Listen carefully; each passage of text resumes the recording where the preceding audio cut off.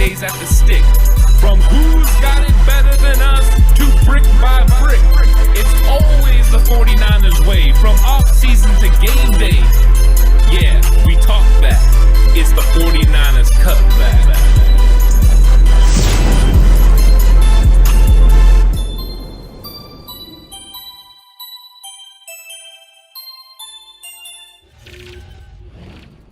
It's 49ers Cutback Podcast time, and we are going to be discussing the game that is coming up this Sunday between the San Francisco 49ers and the Los Angeles Chargers. Should be a good game. There's lots of cool matchups to go over, but we got to get in some wow, that's bold. We got to get in some key matchups, and we got to talk about some players that really need to step up their game if they're going to end up making this 53-man roster. There's a few of them, and there's a few guys out there that are going to need to definitely step up and show something and improve something, and some guys who you want to see prove something that may not be able to. But before we dive in too deep with that, make sure you hit that like button, make sure you hit that subscribe button, hit that notification bell as well. That way you're notified whenever we go live, which from now on going forward will be Thursdays at 5:30 p.m. for our preview shows, unless it's a bye week, obviously, and there's nothing to preview. We'll still probably go live on those Thursdays. Preview the bye week. We'll preview the bye week. So we'll got a lot of things to talk about, though, a lot of good stuff and fun stuff to jump off with and talk about. But I want to start with you coming into this game against the Chargers, week 2 of the preseason. All right, there's a lot of storylines, and we'll get to some of the storylines, but I wanted to focus first up on just some key matchups or some key guys or key things to look for in this week 2 preseason game against the Chargers. What is it that you are focusing on or dialing into that you want the rest of the Cutback crew and the faithful to be kind of tuning into? The very first thing I'm looking at is Mike McGlinchey versus Joey Bosa. That is the matchup I want to see. I want to see how much improvement Mike McGlinchey's made during the offseason. Is he able to anchor down and stop Joey Bosa when Bosa gets into his chest plate? Also, how is he able to handle him when he gets upfield in a traditional kick slide, set? Is he going to be able to stop Joey Bosa from turning the corner? Those are going to be key things to watch. If he's able to handle him, and I'm not talking about winning every battle because you're not going to win every battle against Joey Bosa, but he's able to handle him overall, that is going to be a good sign for San Francisco and a good sign for Mike McGlinchey about his possible, bounce back year, and maybe he'll have a huge impact, but that will set up the rest of the season if we can see that, because this is the first time we've gotten to see him, besides practice, see him against an elite pass rusher, and that'll be a lot of fun to watch, and I think that's a key matchup everyone needs to watch. I agree with you on that. It's definitely a key matchup that everyone needs to be watching. And Kurt the Chameleon, shout out, my guy. I think that's the first time I've ever seen him in the chat like this. Welcome to the Cutback crew. Look, I think that's a big one, right? The big concern is offensive line right now. It's the hot talking point for the faithful, for the Cutback crew, for a lot of people. And there's a lot of questions and things of that nature. And now you're going to go up against one of the better, more elite pass rushers in the league in Joey Bosa. And McGlinchey has struggled in the pass game in certain times, especially when you're asking him just to drop back, kick slide, and pin your ears back, right, and here it comes, right? So this is a big test for McGlinchey, for sure indeed. And with Trent Williams sitting out, it's also going to be a big test on the other side. The good news for Mike McGlinchey is because there's Jalen Moore that's going to be out there, he may not get a heavy dose of Joey Bosa. He may get little spurts, which I think is going to be, it's not going to necessarily give you a better look at McGlinchey, because typically in this scenario with Trent Williams on the other side, you're never going to line up Bosa over there on Trent Williams. It's basically a wasted pass rush down. So it's going to be a nice break for McGlinchey at times, a good test for Jalen Moore at times as well. But I think the O-line in general is just something that 49ers fans should be watching, and watching how it develops and watching how it kind of unfolds. Some of the reports coming out have been Jake Brendel had a pretty good day the first day of joint practice sessions. So it's not going to be necessarily a bad thing to keep an eye on this whole O-line as a whole.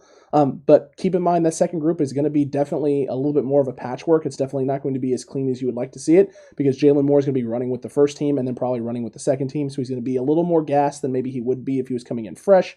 Not to mention, no Aaron Banks, right? Brendel playing there instead of Brunskill, who we think is the traditional 2 in that slot and in that spot. So definitely something to keep an eye on. And before we get too far into this, you know what I forgot to do? I forgot to show them the beautiful Versus screen. Oh, it's very nice. Yeah. We have to get the Versus screen up on the screen. Let these people see it.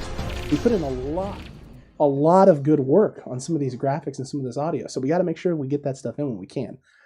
What's another thing that's your key matchup or position that you want the faithful and the Cutback crew looking at heading into this week 2 matchup? Derwin James. I want to see how the 49ers end up matching up with Derwin James, whether that is him versus George Kittle or just him around the line of scrimmage, especially when Trey Lance is in the game. can Trey Lance recognize where he's at and then be able to execute and get rid of the ball when he needs to?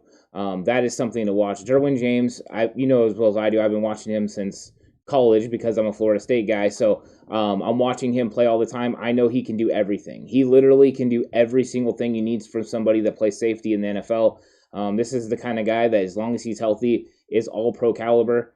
And I want to see how the 49ers match up. I've seen a little bit of the one-on-ones today. George Kittle doing well, but Derwin James always right there in the right spots. So this is a battle to watch and a fun battle to watch. And I think everyone can kind of, before the snap, take a look and see where number 33 is. If you find Derwin James, that'll give you a good idea of what the Chargers are doing and ultimately what he is doing. And if he's around the box, get ready. Here he comes after you. And if he's in a deep third, be wary because he can cover all kinds of ground and make interceptions. So he's somebody to watch. It's going to be fun to watch him. And that's just another key matchup to watch in this game. I agree with you. And I think on the defensive side of the ball, there's a lot of things that you could talk about and a lot of things that people want to highlight. The big one is corner, obviously, on both sides of the ball for us and for the Chargers, because the Chargers are going to be going fairly young. Asante Samuel Jr. has been getting first-team reps and first-team snaps and is pushing for the cornerback one job with the Chargers. He had a pick on Jimmy Garoppolo in the joint practice session. So watching Asante Samuel running against the 49ers wide receivers, number one, their first core group of wide receivers, is going to be very important because I want to see how well he's doing, how well he is doing specifically against this wide receiver room, and also just to kind of get an idea and a feel for how our cornerbacks are playing against a young, quick, faster, more, polished young rookie DBs in the league, because you get a better idea of them going up against vets. But what I'm really interested in seeing is our young guys against some of these speedsters. Justin Herbert's got a big old, huge, fantastic arm, right? Loves to chuck the ball deep. Jalen Guyton, quick, speedy wide receiver out there. Keenan Allen, he's a route running maestro. He knows how to get open in space. So watching our corners going up against these guys, these wide receivers, not in a 7-on-7 situation, not in one-on-ones, live with a pass rush that can hit Justin Herbert in his face if he steps up in the pocket or holds on to the ball a little bit too long, is going to be very, very interesting. I want to see if Diamador Lenore can improve upon, right, the performance he put up against the Chiefs. I want to see if Ambry Thomas holds up a little bit better than he did in this last matchup, in this last test, because in all honesty, I think he's going to see better wide receivers in Los Angeles. I almost said San Diego. They're no longer in San Diego. They are in Los Angeles officially. I feel like this wide receiver core, some people may think this is blasphemous. I feel the Chargers wide receiving core is deeper than the Chiefs. Yeah, I mean, it's different because you also have Mike Williams, Yep. Also he does some things. It's interesting, and I think it's interesting, too, to see who's going to start opposite of Jason Verrett in this game. Emmanuel Mosley is going to be, I seen the question about Emmanuel Mosley. He's going to be out for a week, and that's pretty much what we thought. It's a hamstring thing. They're going to make sure they take care of it. It's obviously not a pull, or he'd be out for a long time. So the fact that it's just 1 week means it's probably some sort of a strain, or tightness, probably tightness. It's probably tightness leaning towards strain. Yeah. So they're making sure they keep it, under wraps. So it'll be interesting. I think it'll be Dante Johnson. I think Dante Johnson will line up, next to Jason Verrett on the opposite side, and he'll get the bulk of the reps, with the first team defense, which is going to be about a quarter. And then you're going to see these young guys start to come in. You're also going to see B.W. Webb playing the slot, and he's looked good. He got beat for a touchdown against the Chiefs. He's going to be looking to redeem himself. And then we're going to have to see what the new guy can do, too. Harris, they brought him in. Let's see what he can do. But it's going to be interesting to watch these guys and how they perform. Keenan Allen is an absolute beast out there. His route running is ridiculous. He's going to be fantastic to watch. If he gets on any of these young guys, I feel sorry for them because Jason Verrett's going to have his hands full with him. And that's just how good he is. Then you got Mike Williams, who's a matchup problem because of his size and speed. And then, like you said, you got Guyton, who's got the super speed. If we get Ambry Thomas or Diamador Lenore in single up man coverage, they're gonna get smoked deep. So you're gonna look to not put them in those situations. They went a lot of strictly man in the first game against the Chiefs. I look for them to switch it up a little bit more with these guys now. They put them on an island. Now they will be able to mix it up, see what they can do when they're running zone coverage as well. Correct, and Verrett is top level Verrett. Kurt, you are correct about that. I believe that in entirety. Top level Jason Verrett is back. He's here to stay. So when he's out there with this first group, I'm not too worried about one side of the field, but I am worried about the other side and the other aspect. Whether it's Dante Johnson, right? Whether it's the new guy Harris, whether it's Ambry Thomas, whether it's Dio, right? No matter who it is with one of these corners, they have some weaknesses in some areas. So I do expect that a lot, and I expect to see a lot of mixing and matching with coverages, really with a young quarterback too who's coming into his second year, if you're the Niners, you want to test him a little bit. You want to push him a little bit. You want to see, can he recognize some coverages, right? Can we show man and roll just a normal zone coverage look? Nothing too crazy with like disguising and things of that nature, but definitely trying to test him a little bit, because if you're making him second guess and double clutch a little bit on some of his throws or some of his reads, you allow that D-line to get there just a little bit quicker. And that's what you want. You want to see this D-line being able to put some pressure. Now, granted, they're still not 100% healthy all the way top to bottom, right? But they're getting closer. They're inching ever so closer, right? D Ford is out there running 11 on 11s. Ebukam is back practicing. He's doing some stuff as well. Bosa's a week away from returning. Javon Kinlaw, it's a shoulder. I would be willing to bet money that if this was not preseason, Javon Kinlaw would be playing right now. Yeah. So I'm not too concerned with it at the moment. So we're this close, this freaking close, right, to seeing the gold rush at full strength and full power. Justin Herbert, just count your lucky stars. You don't have to deal with the gold rush at full strength. You get it at probably about half for a very limited amount of time. Which is nice, because you want these DBs to have to cover. You want the safeties to have to cover. You want the corners to have to play, press man, cover three, quarters, whatever it is the 49ers, want to run. You want these young guys to be getting those reps. And if that defensive line was consistently putting all that kind of pressure, you wouldn't get a good look at it. So this is going to be good for them. That's why actually the controlled practices that they're having right now against the Chargers is actually a better look at these games or at these teams than the actual game itself, because the game is going to be a little bit less scripted. When you have it scripted, you can put each team in certain situations, right, and really go through the ins and outs of football. So it is a little bit different. I am curious how many players ultimately, too, get a lot of reps. Because they're doing so much together, there might not be as many reps for all these veteran players in the game. So once again, we might not see that many guys. We might see a lot of young guys, which, we're all building towards that, dress rehearsal game against the Raiders, or as Kyle Shanahan likes to say, Oakland. He is not letting that one go. So that'll be fun, though. That'll be a lot of fun to watch. I think the secondary is always fun. And then the offensive line, of course, is always fun. And then, the offensive line. There's lots of matchups there, because hopefully we're going to get our first glimpse of Alex Mack. There's been the complaints about him in one-on-ones, yet when he goes to 11 on 11s, he looks good. Another report today, he looked good. And 11 on 11s, this does not surprise me. I've seen him play. I've seen him, be able to be a technician in there, recognize blitzes. He's an all-pro type player. He really is. Is he getting towards the back end of his career? Yes, but he can still do it at a high level, and you can count on this guy to be a great player. So just keep watching these interior linemen. Laken Tomlinson is going to be consistent. Daniel Brunskill is going to be consistent. I think all eyes are mainly going to be on the outside, because I think the inside, they can handle it. I agree with you there. And David, yes, Ebukam was officially back practicing in joint practices today. I don't believe he did any 11 on 11 stuff. And if he did, it was very, very limited in terms of what they had him out there doing. But he is back in pads practicing with the team, doing some of the Indo stuff and other things like that. He's going to be slowly building. Will he play this week? I'm going to assume not. I'm assuming he's going to probably be a scratch unless he gets in some 11 on 11 tomorrow, and then it'll be up in the air. But there is some other guys, Ant, who are for sure out and not going to be playing. From your Jaquiski Tarts, right, to your Trent Williams, who's dealing with a little bit of knee swelling, to the Jalen Hurds of the world, who we were both excited and hoping that this guy was going to be able to get back out there with this group and with this offense and get going a little bit and see him live. Jalen Hurd dealing with knee tendonitis, which now makes sense as to why he was saying he was feeling some weirdness, like his knee just felt a little bit off. Patella tendonitis is no joke, folks. That is not a fun thing to deal with. And Kyle Shanahan kind of linked it back to the ACL injury and said, this is just part of what he's dealing with right now, coming off of that ACL. It's unfortunate. It really is. I've made it clear that he needs to start playing football games, and now it looks like he's not going to play any football games until the Raiders. That's concerning to me. I have told you, and I told you pre-show, that it's starting to look like maybe Jalen Hurts starts the season on IR. I didn't want to get there. I didn't want this to happen. I wanted to be able to get my number 14 jersey and wear it ever so proudly as they played Detroit.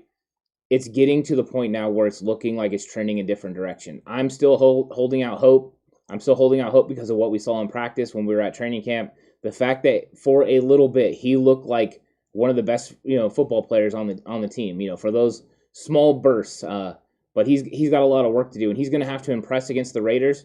Let's see if he can do it. It is a dress rehearsal game. If they can get him out there in certain situations, we can see how they're going to use him.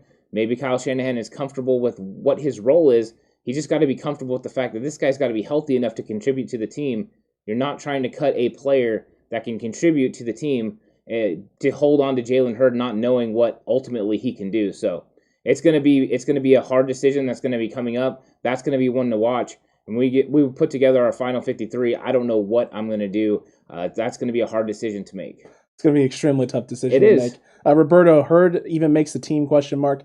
Look, him and Ant and I both kind of feel like Hurd can, but his path now just got extremely difficult.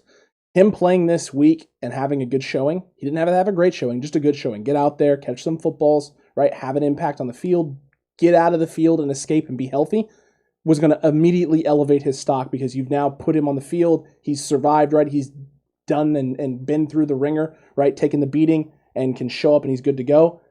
This now makes it very, very difficult for this to be accomplished. He's only going to have 1 week of practice and one preseason game now to demonstrate and show that he can have an impact on the field and stay healthy. And he's going to have a glorious showing in order for it to have an impact for him to take up a roster spot or for Kyle Shanahan to move on from a different position. Kyle talked about a little bit today how he wants to keep 3 quarterbacks. So if he wants to keep 3 quarterbacks, that's even less roster spots for a guy like Jalen Hurd to sneak up on into. It's not going to be easy at all. Can Jalen Hurd do it? Yeah, he definitely can. Got to execute though. He's got to get healthy. He's got to get on the field. And when you're dealing with patellar tendonitis, if you don't allow yourself the proper rest and recuperation time, and your rehab's not going the way you want it to, this can just linger and linger and linger. And when you're coming off an ACL on the same knee, it's not fun to deal with. It's not something that's comfortable. It feels like your knee is unstable. It feels like you're compensating, and you're definitely going to compensate because you're having pain on a leg that you've already injured. So you're definitely going to compensate in other areas, which can lead to injury in other spots. So a guy like Jalen Hurd with an injury history, you don't want him pushing through this. And they're being very careful. I mean, they basically, Kyle Shanahan said he could have practiced already. He could have already been out there, but they decided to go ahead and give him what will be close to 10 days off and try to really see what he can do against the Raiders. But that's going to be the sign, and it has zero to do with his abilities, zero to do with what Kyle Shanahan thinks he can do on the field, because Kyle Shanahan knows what he can do on the field. This is not a performance thing. This is absolutely an injury thing. If he proves that he's healthy and this training staff says, no, he's going to be healthy for football games, he has a good opportunity to make the team. If for some reason there's some sort of a setback or this continues through next week and they don't feel like this plan is going to work, 100%, they could go ahead and move on from him. But be careful what you wish for, because I see a lot of 49er fans that are ready to cut this guy. Careful what you wish for, because you cut him, he ends up in Seattle, and all of a sudden they got him rolling with those guys up there, and he gets healthy week 3, week 4, and he's ready to go, and they can do all the creative things with him. You don't want to see this guy, so you definitely got to take into account and make sure this is one of those last cuts. You got to feel real confident about the guys you got up there. Right now, besides Travis Benjamin and what he's doing in practice, is there anyone that we think absolutely deserves wide receiver 6 over Jalen Hurd? I don't know, but Megan said that our sound is a little buzzy, so give us 1 second. We're going to kind of reset our audio, and we'll be right back, folks. Just stay right there.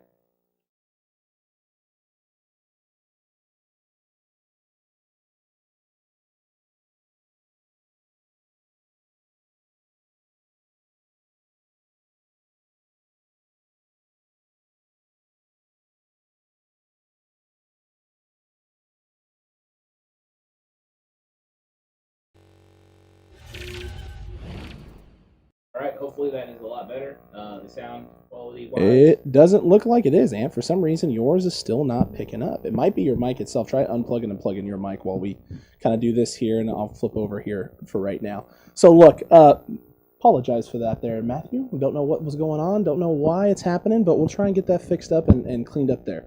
But Jalen Hurd is definitely going to be one that it's gonna take something. Like, he's gonna have to prove something. He's gonna have to definitely stay healthy, indeed.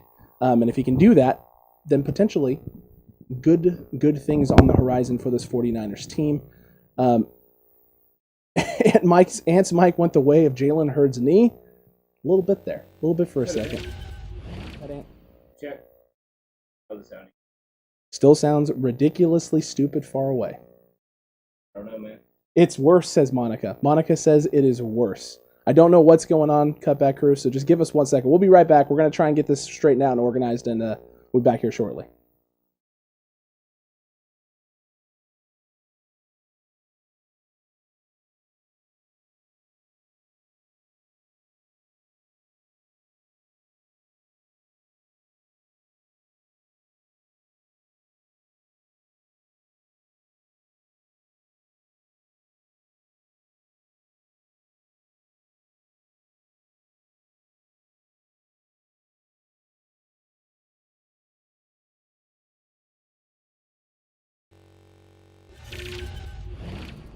Well, go ahead, Ant. Yeah. So we're trying. It's all better now. It's all back. Look at this. My goodness. Is it back? It is back. It makes no sense, man. No sense whatsoever? None. I don't like it. But you know what? Not better, still weird and buzzy. Went back in time show. Megan, how is it doing now? Is Ant's doing better? I hope so. I hope it is. She'll let me know. Sounds like a small airplane, says Luke. I don't know if is that still currently? Yes, Alex, it's making the airplane noise, but he doesn't sound far away. Interesting. Not sure. Interesting indeed. It says got it, nailed it. So maybe we're good now. Well, hopefully we're good. So that's great. That's great if it is. If it's better, wonderful. We can get back to the preview show and back to the things that are important, which is not our mics or mic quality or anything like that. So let's focus in, Ant. Let's focus in and dial back in on this, right? Because there's still other things to talk about as well, including the secondary and the safety room, which there are a lot of questions around, right? Clinton Dix now in there. Yeah. Talanoa Hufanga stepping up as well. Tavon Wilson been showing out and showing up. Jimmy Ward playing the way he's been playing. Do you foresee, is there anything specific that you want to see out of guys like Talanoa Hufanga or Clinton Dix in order for them to move up the ranks in the safety room heading into this week 2 preseason game? I don't know really how much they can do to, make an impact on the safety room. As far as I think you have, the top few guys that are set. The real question is going to be Jaquiski Tart. When does Tart come back? If Tart doesn't come back before the season, then it's going to leave opportunities for other guys to make this team. But we had talked about before when we were getting into the 53-man roster that we ultimately thought they were going to keep 5. With the Jefferson injury, they are not going to keep 5. They are going to keep 4. So which 4 of those are going to be is still going to be a question.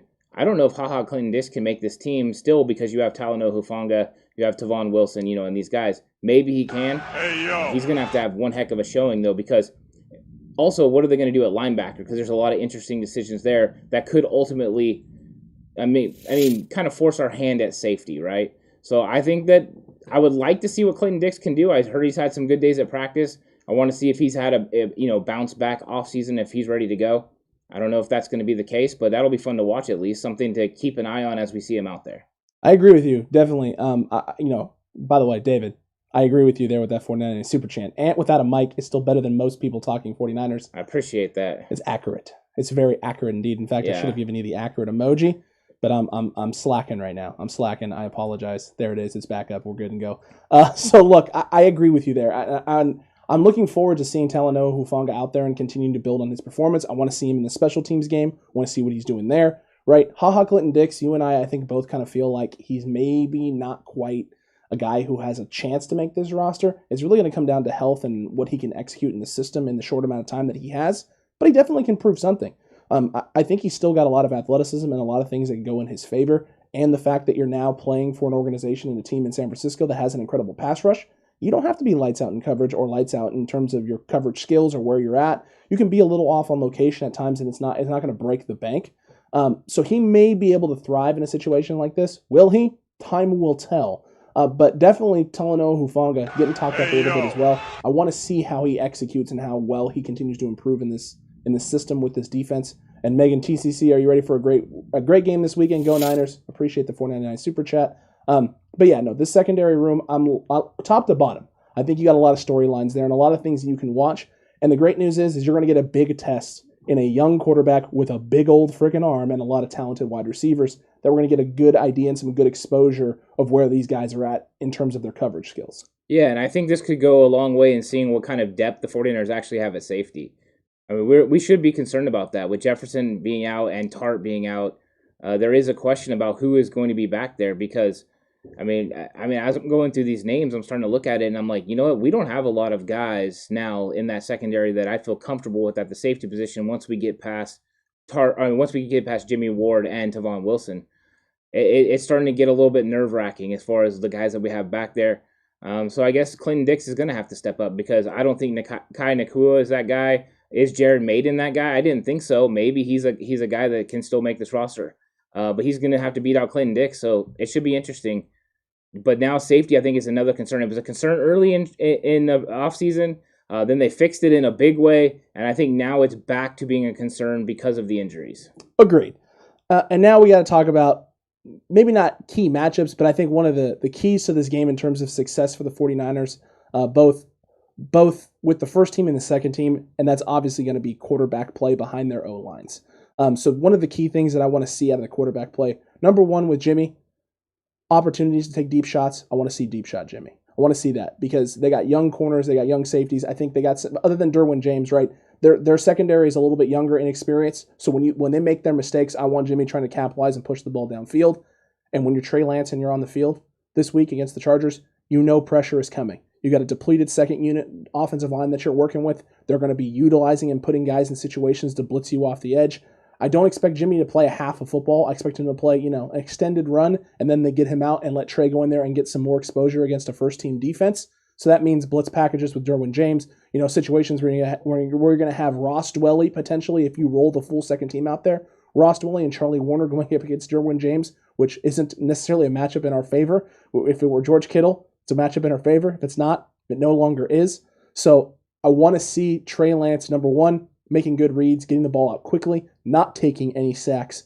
I'm okay with him missing some throws if he puts the ball to the right guy and it's just, he misses his target. I want to see him getting the ball out, though. I don't want to see 4 or 5 sack performances. And 49ers fans who are freaking out about Trey Lance running with the second unit and you're going to get this guy hurt, there's a method to the madness. There's a reason why this guy is out there running with this unit, not getting a lot of time, is they don't want him relying on his feet right now. They don't want him holding onto the football. They want him to learn that, hey, sometimes it's better just to take a little bit of something than to try and get all of it in one play. Sometimes in the NFL, you just got to let things go. Throw it away, get out of the pocket, extend, get rid of it. Put the ball on the ground near a receiver's feet, give him a chance maybe to get it, but just keep the ball protected and keep the ball in your hands. I want to see those things starting to develop and trend for Trey Lance's way. I want to see Jimmy Garoppolo take what's there. I don't care what it is. If it's a deep pass, take it. If it's over the middle, intermediate, take it. If it's a check down, take it. He's just got to operate this offense at a high clip. Do exactly what Kyle Shanahan wants him to do. Whatever the opening is, to go ahead and take it and make a big play out of it.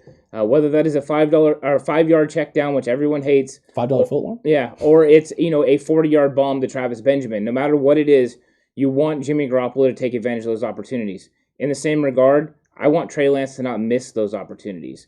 He's searching a lot of times for the deep ball. That is one thing he does tremendously. He throws a great deep pass, but he misses plays underneath that are wide open. He missed Wayne Gallman what could have been a touchdown on a similar type route that they've ran, a lot of times where they clear out with the 2 receivers and let him come underneath. He was wide open over the middle, and he ended up taking a sack on the play. And that is just a little glimpse into the fact that Trey is still learning the read, still learning the offense, still learning how to attack different coverages. And that's just something he's got to grow with. So I want to see him growing, making big plays, getting the ball out on time, being able to hit checkdowns when necessary, do not take sacks. And I think if he does that, I'll be excited. So both these guys need to take what's there and then just execute it. As long as they do that, I'll be very happy with them. When the deep ball's there, take it, but don't go over the top trying to get it. If it needs to be a 7-yard pass, you take that 7-yard pass. Yeah, you have to. You have to do those things. And I don't have as many concerns with Jimmy doing that kind of stuff.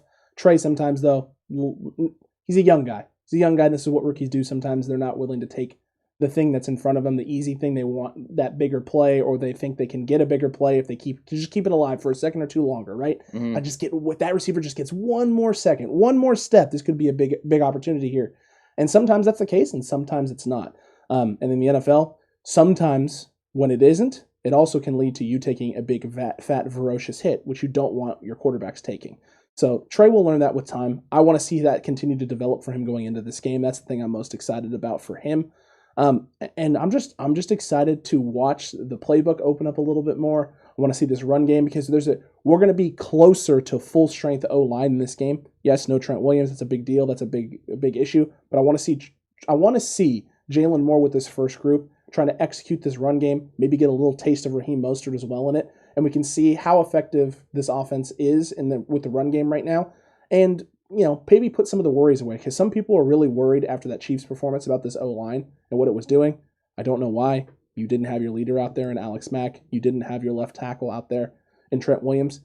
If Mack's playing, you have a little bit closer look of what this team can be doing. I get Trent Williams isn't out there anchoring, getting to second level and the big blow-up hits, but I think Jalen Moore is quick enough and serviceable enough to create some running lanes for some of our faster guys to hit those holes, get open or get into the open field and make some big runs. How many second teams are awesome at playing offensive line? Not many. Not many. That's why they're a second team. Accurate. And that first team did pretty good, right? Jimmy Garoppolo came out there and was able to execute in the game against the Chiefs. Trey Lance threw a touchdown pass when he was still playing with those three guys from the first team offensive line, and he had a lot of time to throw the football. It's not the first team that's the issue. It's the backups.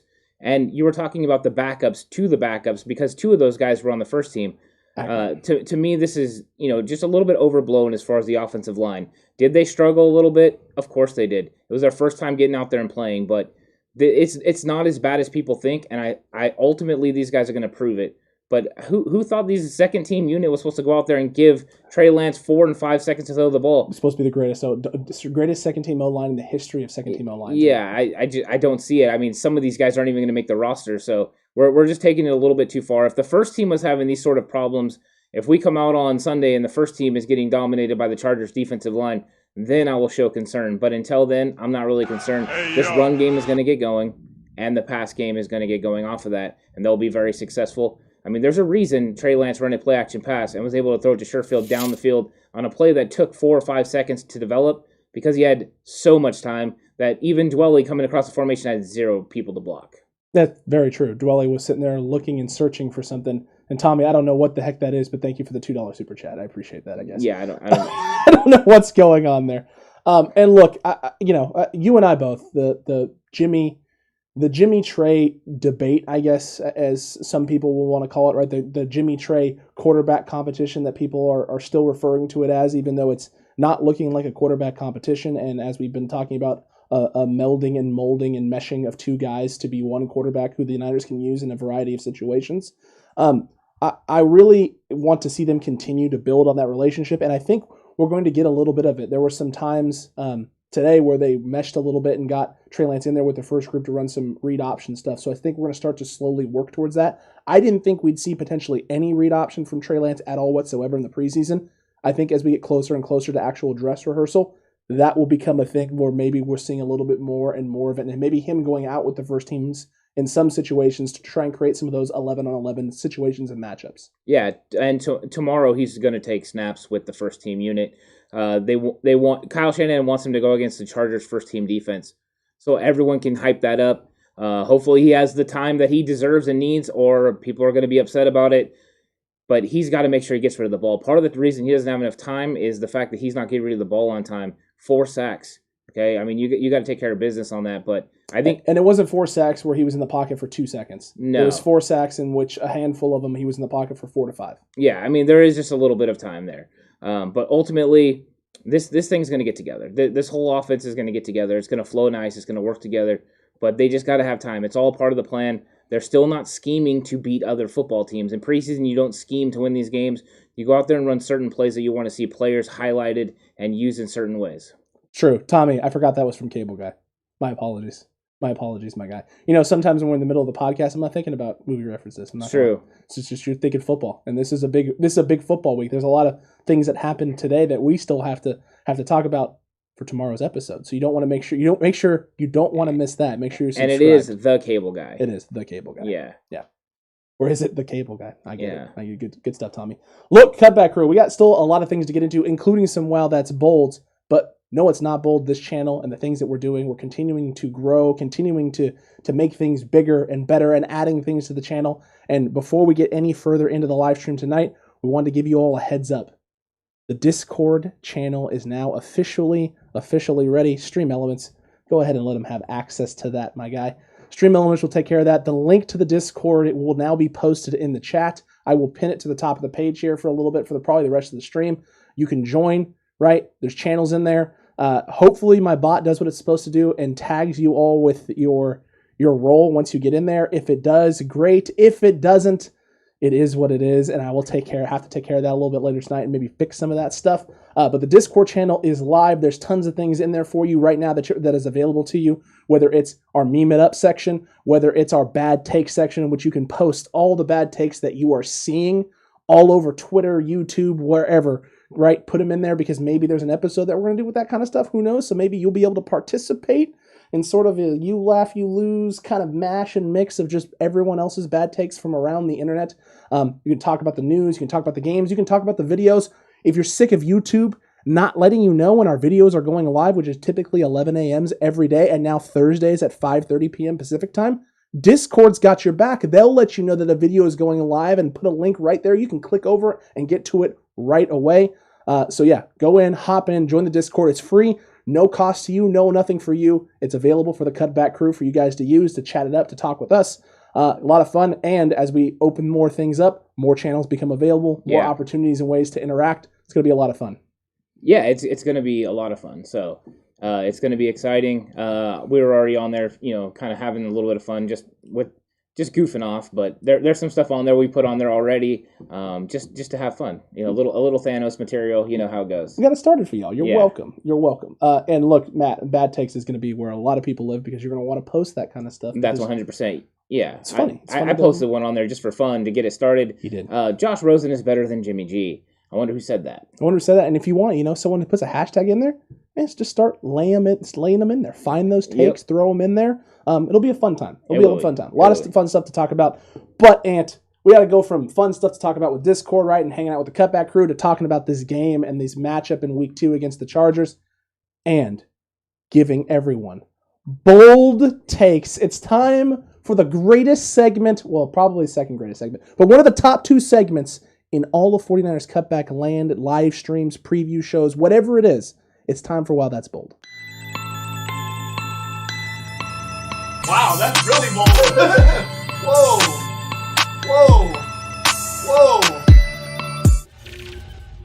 Whoa, it's Wow, That's Bold time. Whoa. Really bold. Whoa. Super bold. Look, Wow, That's Bold, always one of our favorite segments. Yeah, definitely one of mine in terms of the boldness. I love going bold with a lot of things. Right now, preseason, because we're not really doing like key matchups and certain players and positions to watch and things like that, we're focusing on one offensive and one defensive. Wow, that's bold. And I want to start with you. We didn't discuss these either, so I'm hoping we don't have any crossover. We'll see what happens. Defensive, wow, that's bold prediction for the 49ers versus Chargers, week 2 of the preseason. What do you got? Last week I went with Jonas. So almost right. Yeah, my wow, that's bold is that the guy that's going to make the biggest impact on this football team and this game this week is going to be Dre Greenlaw. Oh, you son of a I think Greenlaw's going to come out and he's going to have 5+ tackles, but he's just going to fly around and have a couple big hits, a couple woo hits, and really impress the team. And I think he's going to start his ascension towards Pro Bowl time and Pro Bowl Dre. So I think that's about to be a thing. I like it because that was also my player that I thought was going to have a big game. And my wow, that's a bold prediction for Dre Greenlaw. 1 tackle for loss, 1 pass defense, and 1 interception. Very specific. Very specific with my bolds. I like to get specific with them. They don't necessarily come true all the time, but you know what? One of these times, Ant, they will. And then I'll be like, hey, I'm 1 for 1,000. Specifically bold. Specifically bold indeed. Wow. Offensively, whoa, really bold. Offensively, right? Other side of the football, offensive, wow, that's bold. What do you have for everybody? Who is it? Is it a position? Is it a guy? Is it a specific? What is it? Yeah, I'm going to go with a wow, that's bold. That's going to impress everyone. That Mike McGlinchey is not going to give up a single sack to Joey Bosa, and in fact is going to pancake him. I'm going to get specific on 1 run play. Whoa, that's super bold, dude. I have to go super bold. About half the faithful right now just clicked off the video, and they're never going to watch ever again. I got McGlinchey's back. He's got McGlinchey's back. He's got Mike. Listen, we're supporters of Mike McGlinchey. We think he's going to definitely have a bounce back year. And you know what, Ant? A big performance against Joey Bosa in week 2 of the preseason may lean and tend and set him on that course to have an amazing, incredible season. I like that. That's bold. And you know what? Because Mike McGlinchey isn't going to give up a sack, right? He's going to absolutely pummel Joey Bosa on one of these run plays. I got one for you. Jimmy G, he's only going to play a limited amount of time. Because the run game's going to get going so much, he's throwing 2 tutties. Ooh. He's throwing 2 tutties in this preseason game. Okay. 1 to Mohamed Sanu and 1 deep to Travis Benjamin. Well, that's very specific again. Very specific very again. Bold. That's what I always do. That's kind of my thing. Look, I think Jimmy G is going to thrive with this offensive line against this Chargers defense. I think the Chargers defense is the big question mark with this team. I don't think a lot of teams have questions about their offense and their firepower, they can definitely get it done on the other offensive side of the ball. They're going to be challenged, though, against this 49ers defense. It won't be a fully healthy 49ers defense, but it's still going to have a very, very potent pass rush. It's two of the best linebackers out there doing their thing for a little bit of time. And Justin Herbert's going to get tested a little bit. He's going to struggle. He's going to put the Niners in situations where they can be aggressive. You get the run game going early, keep the Chargers off balance, and Jimmy's going to take advantage early, have a nice little showing, get off the field, and let Trey get to work. And Trey's going to have a lot of success too, but a lot of the things that people will want to be talking about is Jimmy G's performance because he'll throw the big touchdown pass, and he'll finally hook up with Sanu for his first score. Yeah, and shout out to Tommy for picking up the Ronnie Lott Woo hit. It's true. Quote that, yes, I did use that. It came originally from Ray Rhodes, who was a defensive coach for the 49ers. It's all about them woo hits. That's what we want to see from these 49ers football players, the 49ers defense. I like where you went with Jimmy Garoppolo. The fact that, he can come out and make plays. I think he needs to put some pressure on himself to do that in this game. I think if he goes out there and takes advantage of the opportunities that he's going to have some opportunities to make plays. If he does that, he'll be successful. The key for Jimmy Garoppolo is to move the chains. Don't get caught up in the hype of everyone wanting you to throw the ball deep. You don't have to do that. If it's there, take it. If it's not, go with what you do well and just get the ball out on time with that quick release. Just don't have any turnovers. That's the thing. Play a clean game, get the ball out on time, and then let your playmakers make plays for you. Kyle Shanahan got these guys for a reason. There's a reason they're the Yak brothers. If he threw everything 40 yards, they wouldn't be much yak now, would there? But throwing the ball 10 to 12 yards down the field and letting these guys go 40 is part of the excitement. Very, very true. And Cutback Crew, this is now the time. Start hitting us up with some Q&A potentially, as well as your bold takes. Megan with a pretty bold take there, saying the special teams is going to score a touchdown. The question becomes, who is it that's scoring the touchdowns? Because if it's Simba Webster, 49ers fans are going to absolutely lose their mind, and wide receiver 6 has officially been solidified. It'd be locked down, before we've even solidified 4 and 5, which would be absolutely crazy. Ooh, I like Tommy's bold. Tommy, Key has 3 sacks. I like that a lot. And it's bold, too. Yeah, that's the thing. You have to go bold. That was really bold, and I like it. Monica says, thought Chargers weren't playing any starters. Has that changed? I haven't heard that they are not playing any starters. They're probably going to sit some key guys, though.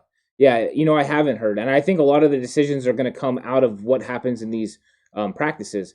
Depending on how much usage they have and how many reps they get against the 49ers, there's really no need to play them in that game. That's the only difference. Is now they've had all these battles and all these hard-fought, practices. Why do they need to play this game again? Why do the starters need to do that? You don't. So you put the guys out there that need to earn a roster spot on this team. You keep everyone else safe. I wouldn't be surprised if both teams don't rest some guys. I've seen Kyle Shanahan say he doesn't know how much Jimmy's going to play, how much Trey is going to play, and I honestly believe he hasn't decided that yet. A lot of that will probably be how much of a run Trey gets with the first unit on Friday. Absolutely. If Trey gets an extended run with that first unit and Jimmy gets some time off on Friday practice, then you could potentially see a little bit more of Jimmy in the game than you maybe would have thought you would see because Trey got a little extra snaps. They limit some of Trey snaps, and they get Rosefeld. Oh my gosh, not Rosen and Sudfeld mix. Just Sudfeld, right, out there for an extended period of time because they're definitely going to want to get a look at him and a good stretch, a good long look at him. Aaron Banks is someone that talked about is going to is Aaron Banks going to start any games this season? Look in our crystal ball and say, is he going to start? Look, Tommy, he's dealing with an AC sprain right now. It's not a fun thing to deal with, but he'll be okay. He'll be all right. I don't see it at the moment. At this point in time, I don't see Banks starting, barring something happening at the offensive line position to Alex Mack and them having to move Brunskill over, or something happening to Tomlinson and they have to move him in over there. Even at that right now, I would still say Colt McKivitz is going to end up in before Aaron Banks would in those situations. Aaron Banks has got a lot of things that he's got to have to clean up technique-wise, especially in pass blocking situations against speed rushers. Yeah. That's where he's struggled mostly. I don't think he struggled as much in the run game. He hasn't really struggled getting up to second level for the most part. It's been solidifying blocks against quicker guys who are able to use their feet to get laterally in space, down the field, across, and making him have to move and shift and get his hips around. He struggles in those areas. So if he continues to struggle in those areas, it's going to be hard for him to get on the field this year. If he can improve some of those things and get better with his base, his center of gravity, keeping things in front of him, right, being able to notice and recognize when guys are doing certain things and pick up on tendencies of pass rushers, and being able to get his hand placement, right, in that first initial contact better, then I think he has a chance. But he's going to have to demonstrate that in gameplay. And if he's not getting on the field in the regular season to accomplish that, he's got essentially one preseason game left to show that kind of stuff? The easy answer is no. He's not. He's not going to start football games unless there's injury. Daniel Brunskill has secured and won this starting right guard spot, and Aaron Banks is going to be relegated to the second team until he proves otherwise. There's not going to be a lot of opportunities for him to do that. It's unfortunate. He has a bone bruise, and he's just not able to practice. I did see David Campbell talking about Jordan Matthews, and I would like to discuss that because I watched that presser. It was a good one. It was absolutely fantastic. It is so hard not to root for Jordan Matthews. Like, just everything he's done, everything he's working towards. He's just a good dude, and you want to see this guy be successful. I'm definitely cheering for him. I want to see him have 2 very good preseason games if he's allotted the time to play in 2 preseason games. Put some nice film out there, whether he plays in San Francisco or he plays for another team. I'm always going to root for him for the rest of his career because I just think he's a good guy. And putting forth that effort and doing what he needs to do to make this football team and make a football team in the NFL because he's passionate about it is important. And just talk about eventually, the conversation of him being a coach and how he sees it and all the things he's learned from Kyle Shanahan. And before he played for Kyle Shanahan, he didn't have a good, grasp on what a football coach looked like as far as he, as a teacher. And he's a real teacher, and he would like to do that at some point. And he never thought of himself as a coach before that. I think it's kind of cool. But it's a great story. He's a good guy, a great guy, and he's really has developed as a football player and as a tight end. I think even if he gets cut, they try to bring him onto this practice squad to see what ultimately he could do, because I think he could help this football team sometime this season. Absolutely. He definitely can. And I like a lot of the things that Jordan Matthews has done and will continue to do for this group, because I don't think he's going anywhere. I really don't. He's definitely not going anywhere after this game. He's definitely shown something. And I think he's going to continue to improve upon that and build upon that in this performance this week against the Chargers. He's got a good chance. He's got a good chance indeed. I like him a lot. Sudfeld, the bold prediction there from our boy Caleb, Sudfeld with 3 passing TDs for 213 passing yards. He's saying 3 tutties for Suddy, and that's a lot. Well, how many reps is Suddy getting? If Suddy's getting a full half and then he goes off for those kind of numbers, Sudfeld will make this football team with those kind of numbers. That's bold. That's really bold. I like it. Suddy with 3 tutties. Okay, I like it. The 3 tutties for Suddy. Kim had brought up that Banks got a 0.0 PFF rating in his last game. That PFF rating is completely unfair because he did have some moments in which he had great plays. The throw to Charlie Warner, he did a good job of getting his hands up on the defensive lineman and not letting him be able to get his hands out in space to be able to knock that pass down. He created a little throwing lane for Trey Lance to get up there and make that throw. Some of his blocking in the run game, he was able to get up to second level and secured some blocks. It wasn't him that was missing guys or not establishing a lane for a running back to run in. That 0.0 was a little nutso to me, but it also kind of tips the hand for PFF in terms of their scaling system and their rating system, that they're maybe not taking every play into account and maybe only trying to look at a few plays or a handful of plays or what they consider to be impact plays. And whenever you got an organization or a group of people looking at impact plays or picking and choosing what plays to look at and evaluate, you're not looking at the whole picture. You're now skewing, results based on whatever it is that you're looking at. And if you're not looking at everything, then that means you're not covering everything and you're not really getting a fair, true assessment of a person's skill set or their performance. This is part of the problem about getting into the numbers too much. When you pay attention to the numbers too much, you will overlook what is actually happening on the football field. Some of the things that are happening on the football field can't be measured by numbers. And ultimately, this is one of those instances because he did not play at a 0.0. He played better than that. He played at an improved state than he played the Saturday, open practice that we went to at Levi Stadium, where he was getting absolutely handled by Maurice Hurst on almost every single play. In this game, he was serviceable. He was out there. He was competing. He looked more like a second-team offensive lineman.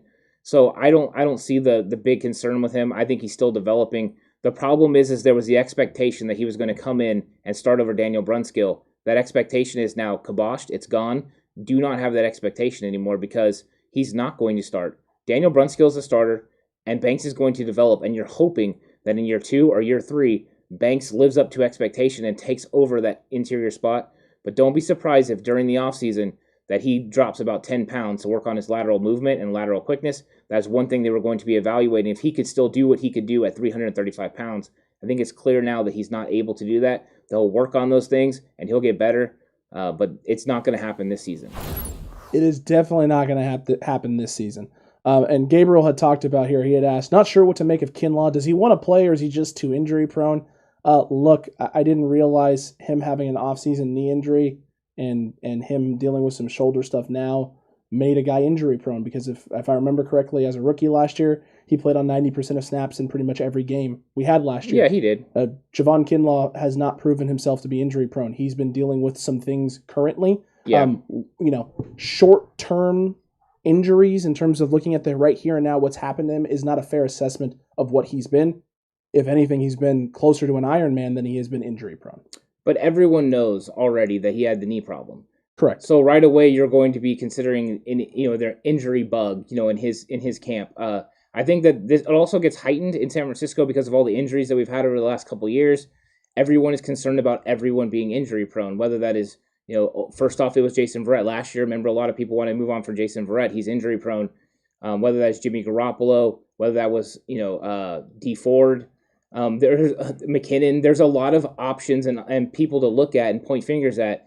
So I think people are looking at it as maybe Kinlaw's that next guy that is going to fall in line with those, the Jalen Hurds and those kind of guys that just seem to not be able to get healthy and be on the football field. I, however, do not believe that, because I think that if this was during the season, I think he would be playing football games. I think they're just being careful with him. I don't think this is an actual injury. I think this is a hurt. One of those times where he could play if you needed him to, and he would go get it out, but there's no reason to, because this is preseason, and you already know who Javon Kinlaw is. Correct, and I think this guy wants to play.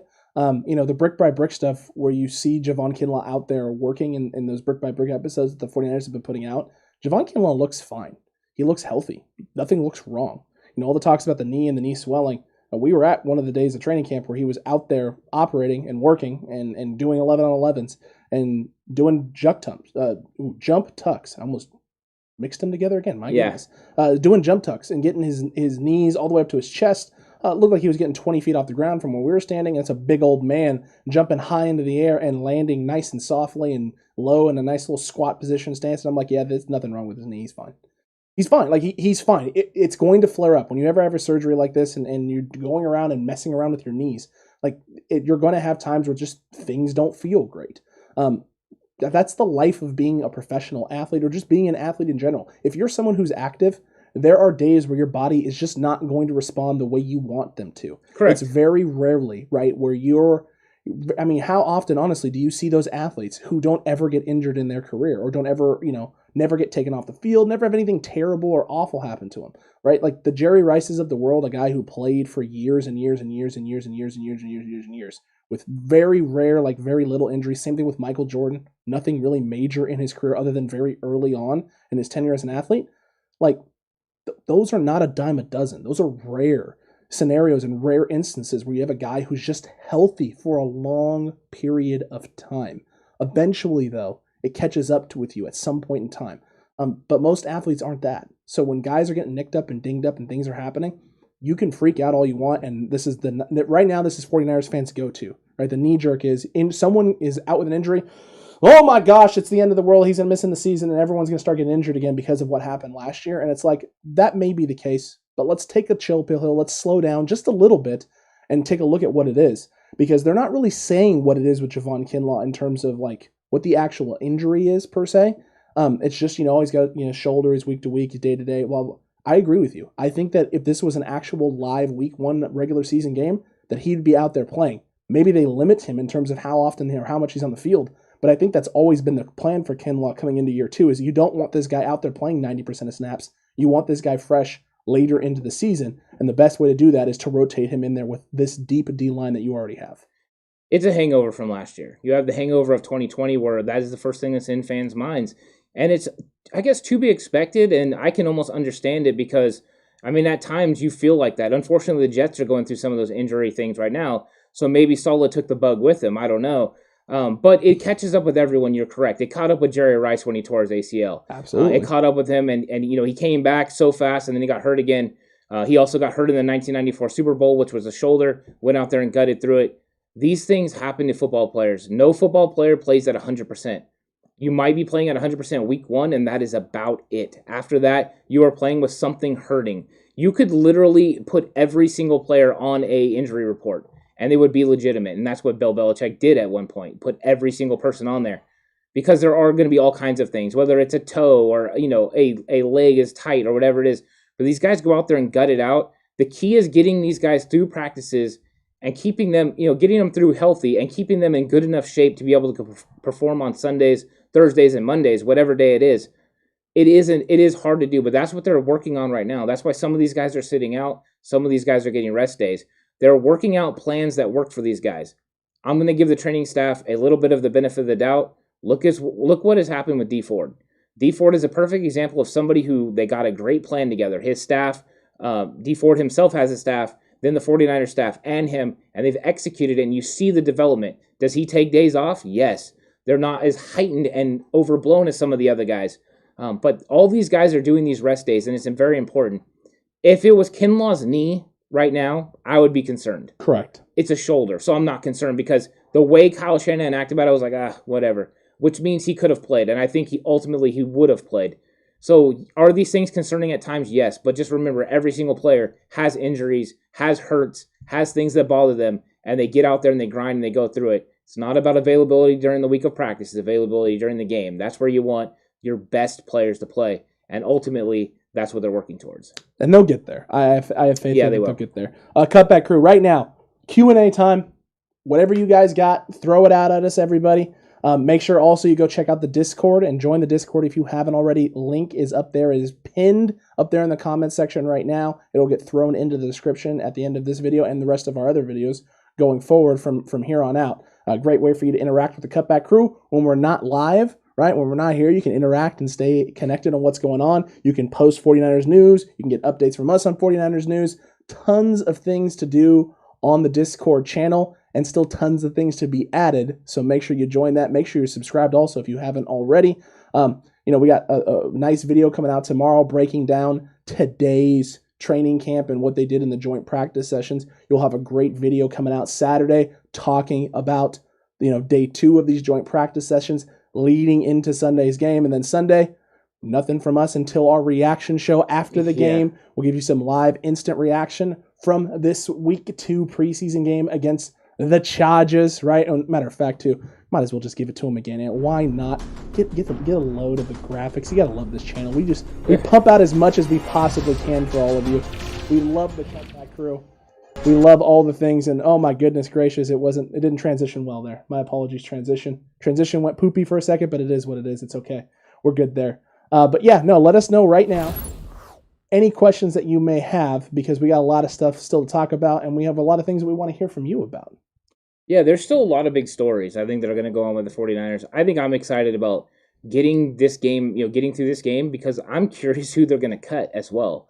There's going to be a lot of cuts that have to happen. The 49ers are going to have to cut, I believe it's 10 players off this football team and get them close to, that final cut that's going to come after the Raiders game, which is going to be absolutely deep. I think we're going to see some names that we're surprised about and some names that won't surprise us.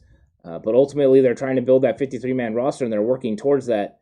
And yeah, these games are fun to watch. It's exciting because it's 49ers football. But these are people's lives that are trying to make this football team.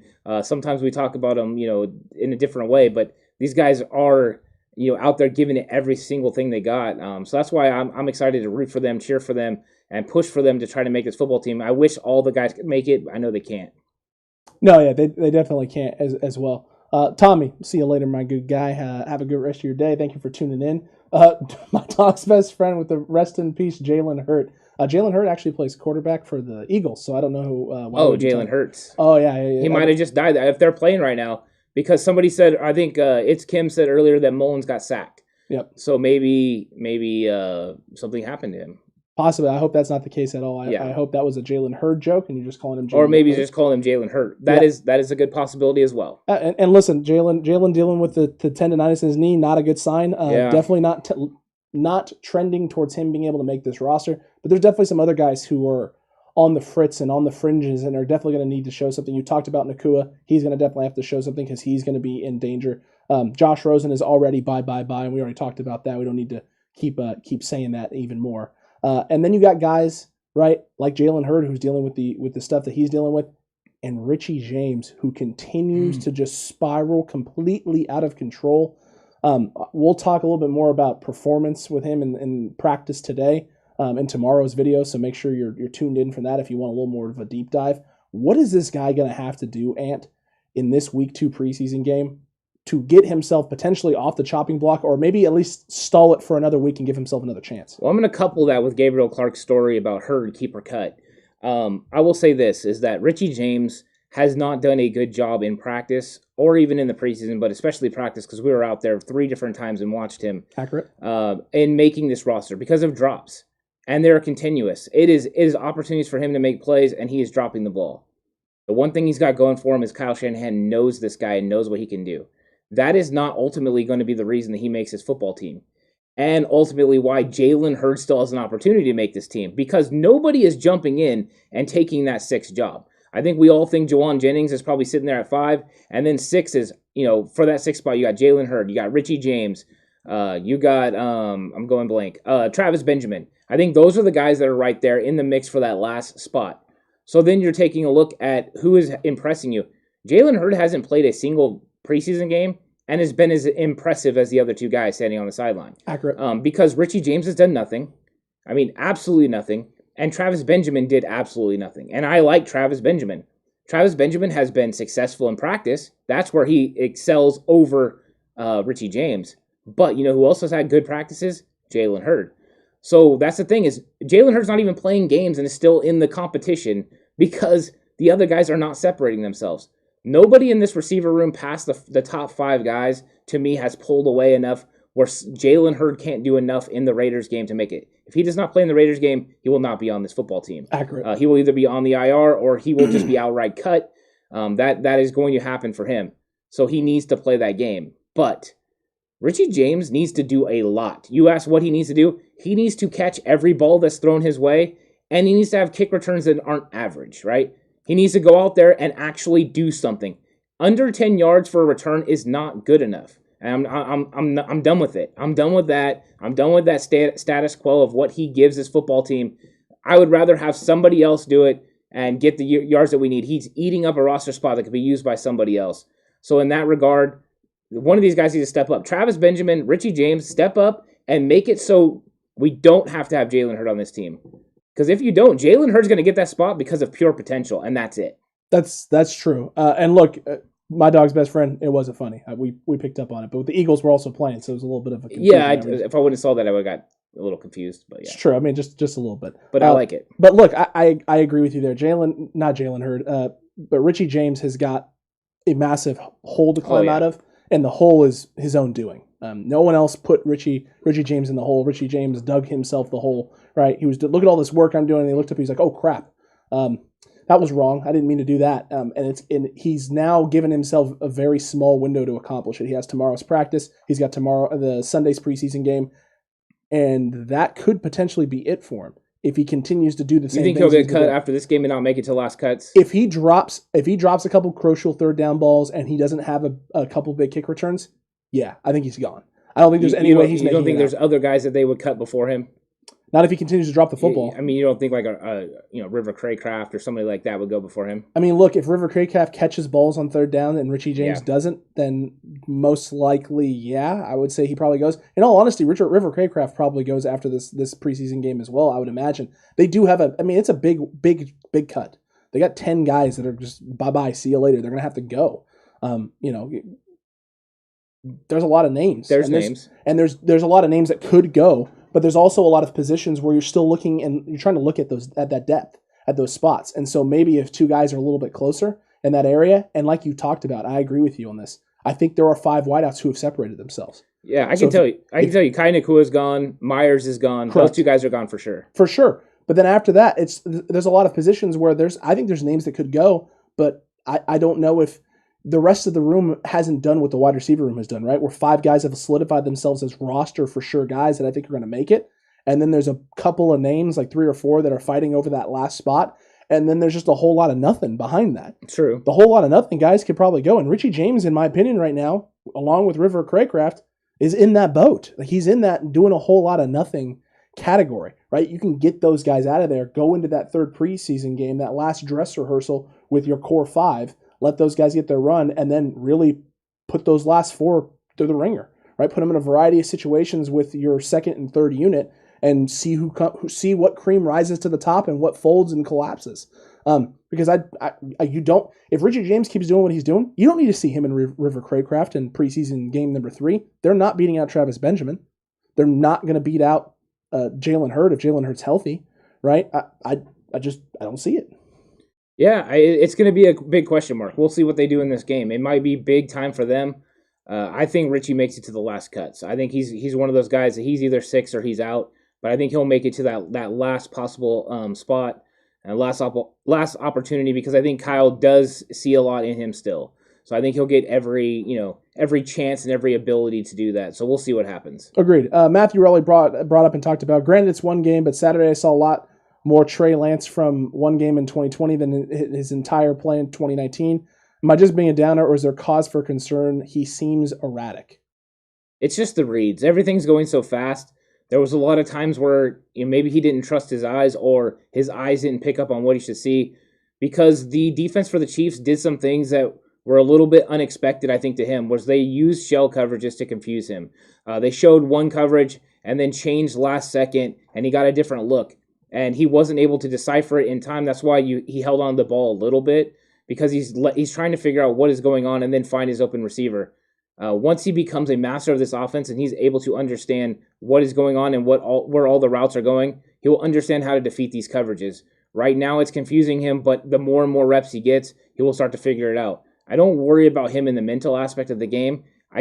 The problem was everyone was ready for him to know the offense day one, because they thought he learned the install in OTAs. That's not how it works. There's so much that goes into it.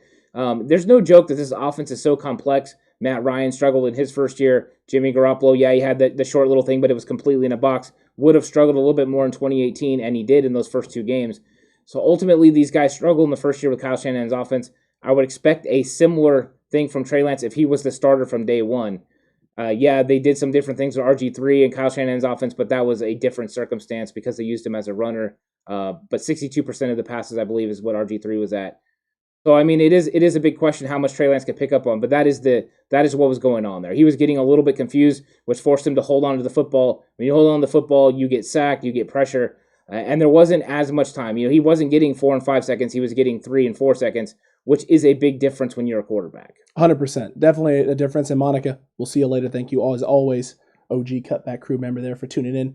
But look, I think the big thing with Trey Lance is that there was a lot of just push, a lot of narrative push that this guy not only was ready, but that they were holding this guy back. And so people were seeing some struggles and are confused. Why is this guy struggling? Well, I heard this guy was looking great, and now he steps into a real game and he's struggling. It's like, well, no, he was probably struggling in certain situations in practice too. It's just people don't want to talk about that. No one wants to talk about the new shiny toy and the negatives. They just want to talk about the positives. And we're a positive channel. That's what's funny. We're a positive channel. We try and do all of this and talk about our 49ers, right? Cutback crew, interact with all of you in a positive way, in an informed way, right? Being rational and reasonable about everything.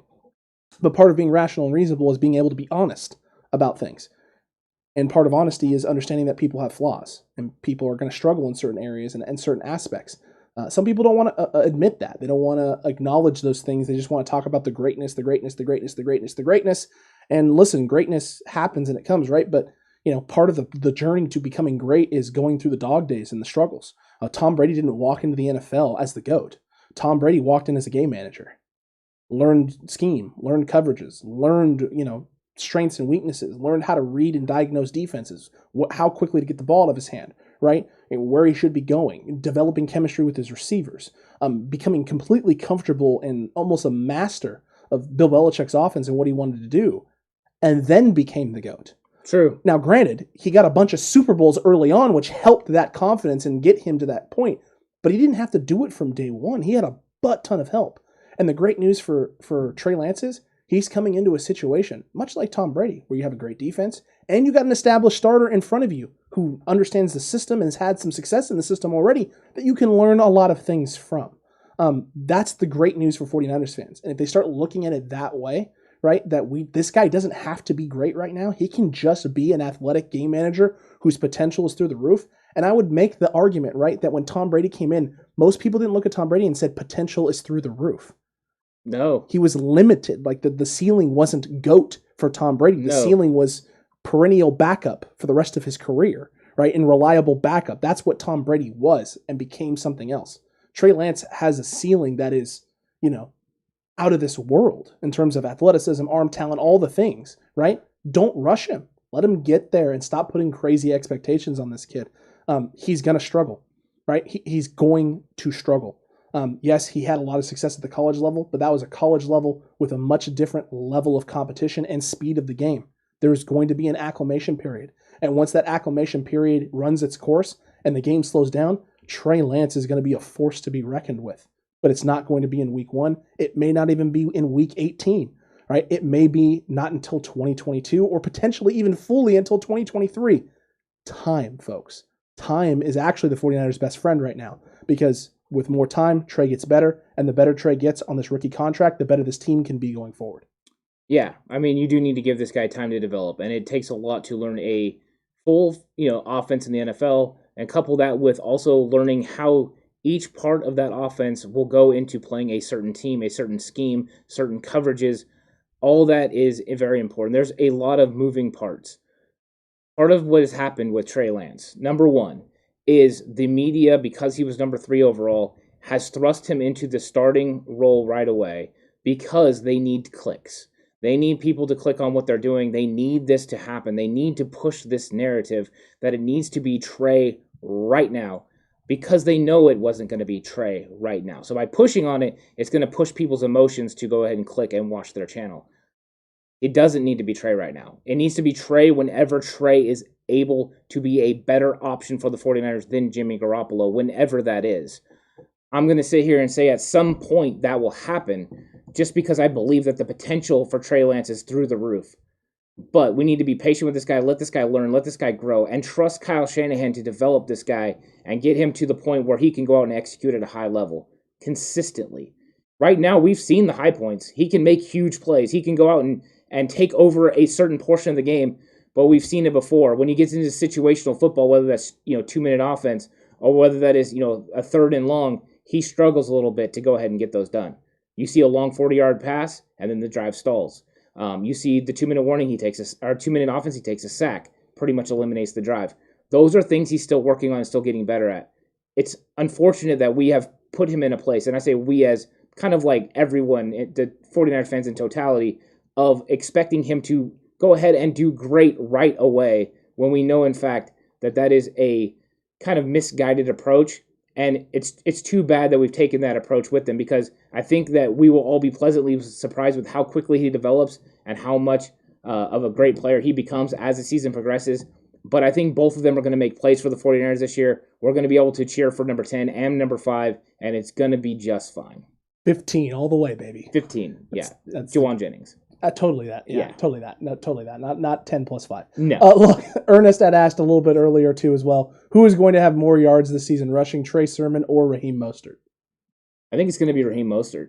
It's looking that way. Raheem Mostert is absolutely explosive with the football in his hands. He looks fantastic this year. If he's healthy, he's going to have explosive plays again. Trey Sermon's going to get a lot of the yuck yards. He got a lot of muck it up in the middle. He's going to get a lot of those rough yards. He's going to have some plays. He's not going to have the chunk plays that Raheem Mostert has. You might see Sermon get 20, 25 yards on a carry. Those exact carries Mostert can take to the house. That is the difference between those two. But he has good vision. But I think Mostert's running with better vision than I've ever seen him in the times that we've saw him.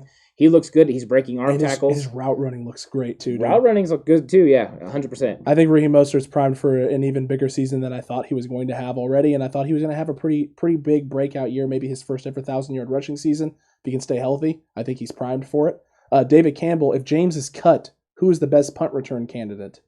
That becomes very, very difficult. It becomes complicated because who is on the roster still? Yep. Who gets that 6th roster spot? I think that it will be if that 6th roster spot is Jalen Hurd, wide receiver spot, then I believe your punt returners are Brandon Ayuk and Mohamed Sanu.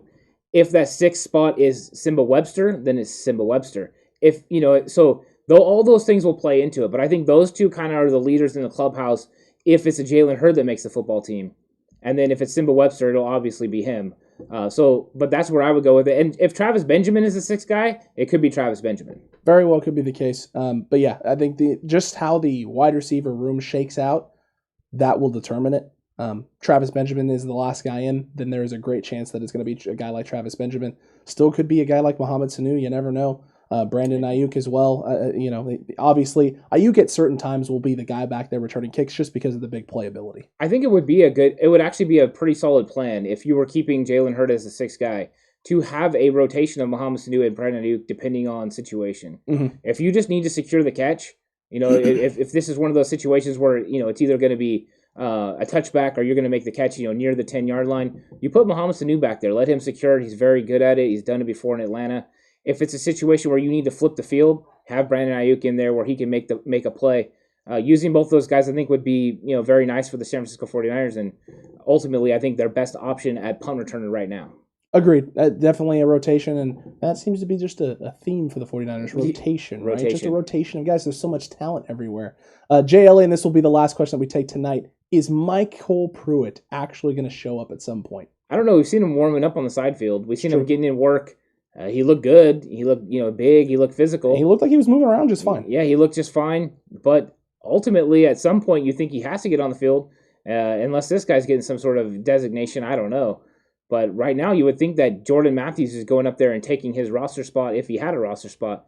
I don't think Michael Pruitt can beat out Charlie Warner and Jordan Matthews at this point. I don't think so either. I agree with you there. I don't think that's a possibility at all whatsoever. But Ant.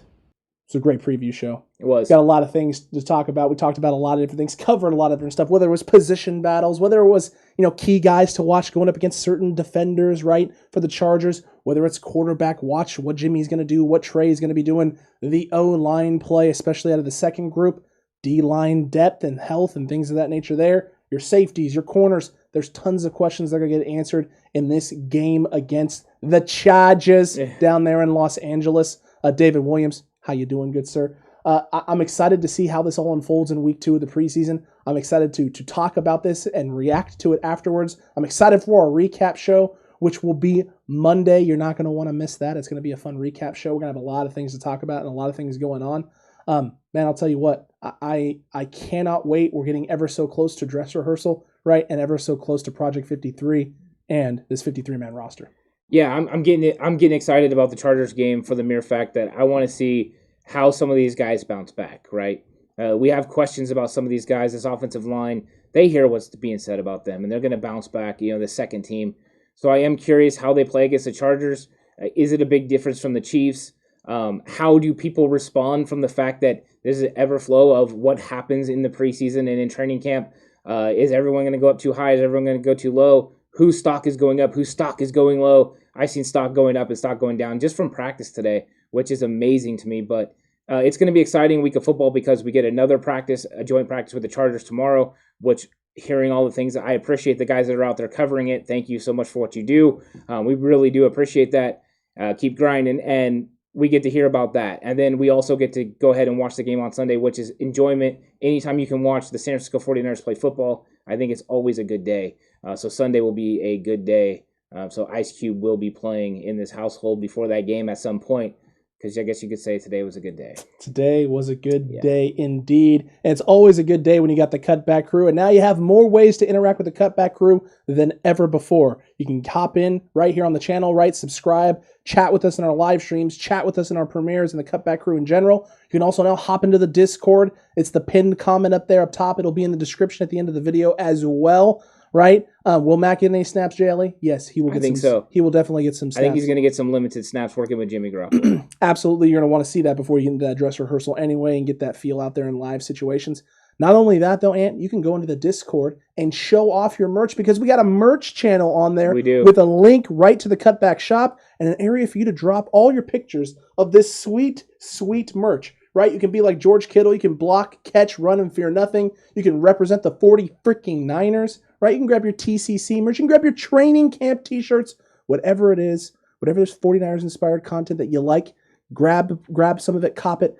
Post pictures of yourself up there in the chat with all that merch. Show it off to the rest of the Cutback crew. Basically show off that bling, right? Brag a little bit. Show off that swag. That Cutback swag, it's nice. There's not much nicer merch out there than the Cutback swag. You want to get yourself some. And more merch coming soon. Yes, there is more going to be arriving in no time. Lickety split. So be on the lookout for that. Absolutely. Be on the lookout for that. Be on the lookout for a lot of stuff on this channel. We just premiered Face Off this week. We got episode 2 coming to you Monday. You're not going to want to miss that, so make sure you're subscribed. Hit that notification bell as well. Join the Discord server because you get notified in there when those videos go up as well. And so much growth still on this channel. So many things that we're still going to be adding to this channel. So many things we still got to add with all of you. Fantasy football leagues and Madden leagues are coming soon, folks, so make sure you stay tuned. Be in the Discord. That stuff will go live in there first before anywhere else. Great preview show, my guy. Yeah, and Face Off is going to be fun again because we're going to be able to get into all the stories that happened from Chargers week. So I'm sure there'll be some good stuff, some nice arguments there going either way, different perspectives of 49ers football. Doesn't all have to be slanted one way. We can hear what each other says. Ultimately, the other guy is wrong, but it's still fun to have that conversation. Always fun to have this conversation. Always fun on the channel. Love the Cutback crew. Thank you all for everything you do. Thanks for the support. We'll see y'all in the Discord, and we'll see y'all on the next episode. And I think it's about that time. It is, and I would like to tell Jay Ellie, Horst did get his merch, or his merch is on the way. It's coming. So that is coming 100%. But you know what time it is? Let's chalk another one up. Catch y'all tomorrow morning, 11 a.m. Pacific time. We'll see y'all there. Thanks, Caleb.